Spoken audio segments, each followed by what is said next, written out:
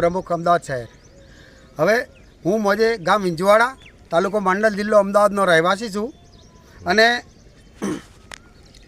મારું ગામ વિઠલાપુર ચોકડીથી 12 કિલોમીટરના અંતરે આવેલું છે. અમદાવાદથી 80થી 100 કિલોમીટર. અને હું વિંજવાડા ગામનો વતની છું.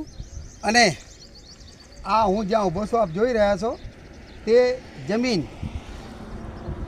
મારા વડવાઓએ મકાનો બનાવવા માટે આજથી 50 વર્ષ પહેલાં અંકે રૂપિયા 9,000 પૂરા પૂના બેચરના વારસો બાજુમાં જે તેમના પાસેથી આશરે 1 વીઘો જમીન મકાન બનાવવા માટે લીધાનો. મારી પાસે અંકે રૂપિયા 9,000 રોકડાથી આ જમીન ખરીદેલી, તેનો દસ્તાવેજ છે મારી પાસે.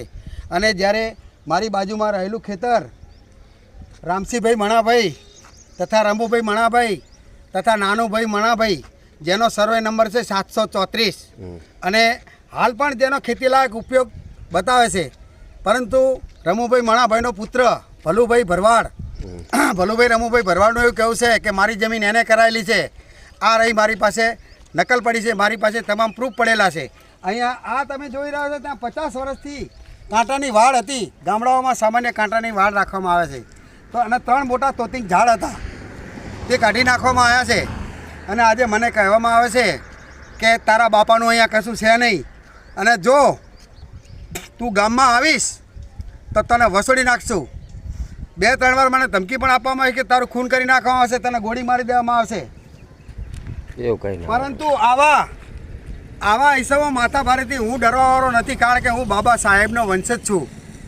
ડૉક્ટર ભીમરાવ બાબા સાહેબ આંબેડકર અને સંવિધાનના દાયરામાં રહીને કામ કરવાવાળી વ્યક્તિ છું. તો આજે આપ રોડ જોઈ રહ્યા છો, તે વરમોડ દાલોદ કડી હાઈવે માર્ગ છે, બરાબર. અને આ મારી જમીનના 4 ફૂટ પૂર્વે ભલુભાઈ રમુભાઈના પપ્પા રમુભાઈ મણાભાઈ તથા નાનુભાઈ મણાભાઈ તથા રામજીભાઈ મણાભાઈનું ખેતર, પશ્ચિમે પૂનાભાઈ પૂના બેચરના વારસો દેવી પૂજક પૈકી ભાગની જમીન, દક્ષિણે વરમોડ દાલોદ માર્ગ કડી હાઈવે, અને ઉત્તરે ઊભા રોહિતવાસ તથા વણકરવાસના ઊભા મકાનો તથા ભરવાડવાસના મકાનો. મિત્રો, આ મારી જમીનમાં લેન્ડ ગ્રેબિંગ કરેલું છે, અને મને કીધું છે કે તારાથી થાય એ તારે કરી લેવાનું, બરાબર. પણ હું કોઈ આવી ધાક ધમકીથી ડરવાવાળો માણસ નથી. હું બાબા સાહેબનો વંશજ છું. દલિતો, શોષિતો, વંચિતો, પીડિતો, શું એમણે આ ધરતી પર માર ખાવા માટે જન્મ લીધો છે? કોઈની ગાળો ખાવા માટે જન્મ લીધો છે? અરે તમે 2 મર્ડર કરેલા હોય તો એની પાછળ તો કોઈ નહોતું, બરાબર. અને આ મારા શરીરમાં છેલ્લા શ્વાસ સુધી હું આ મારી જમીન માટે લડીશ, સંઘર્ષ કરીશ. અને હું પણ તમને ખુલ્લો પડકાર આપું છું, કારણ કે હું રામભાઈ મકવાણા, જનતા સેના ઉપાધ્યક્ષ અમદાવાદ શહેર, હું એકલો નથી. અને તમને જો કાયદાનું ભાન કરાવું, સંવિધાન શું વસ્તુ છે, કાયદો શું વસ્તુ છે, એ તમારે જોવું હોય તો હું એકલો નહીં. અને કરી જાઓ મારું મર્ડર એક વખત, કેમ મને મારા ઉપર આંગળી ઉપાડો એટલે તમને ખબર પડે. આખા ગુજરાતના 50 લાખ દલિતો મારી સાથે છે.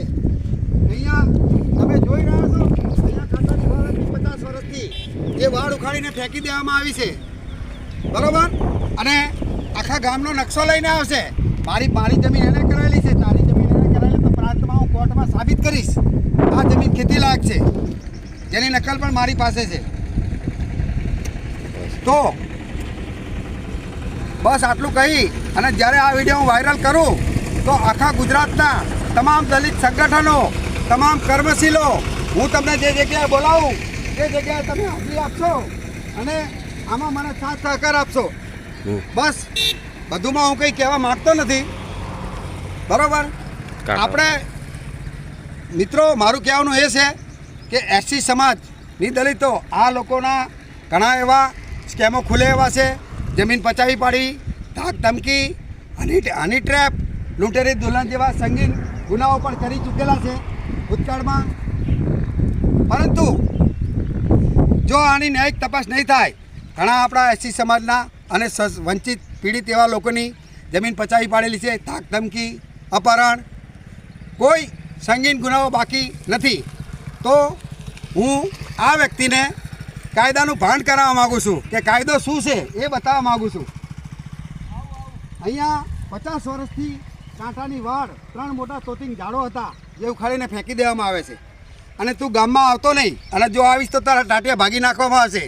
અરે તમે બબે મર્ડર કરેલા હોય તો ભલે કરેલા હોય, પરંતુ એવો હું કોઈ ડરવાવાળો માણસ નથી. આ મારા શરીરમાં છેલ્લા શ્વાસ સુધી હું લડત લડીશ.